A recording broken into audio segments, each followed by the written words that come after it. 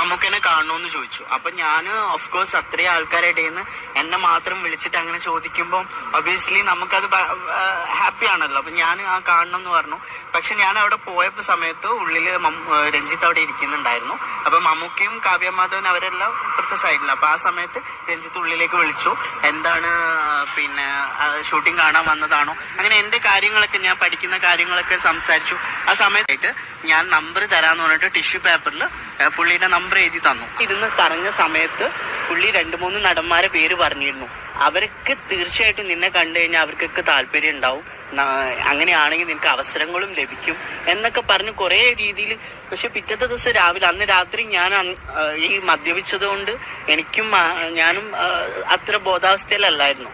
രാവിലെ എണീറ്റപ്പോ പുള്ളിയുടെ ക്യാരക്ടറേ ചേഞ്ചായി. പുള്ളി രാവിലെ പറഞ്ഞു, Saj I want to go wake up, എനിക്ക് പോണം, നിങ്ങൾക്ക് എത്ര പൈസ വേണ്ടെന്നാ ചോദിച്ചത്. സോ അത്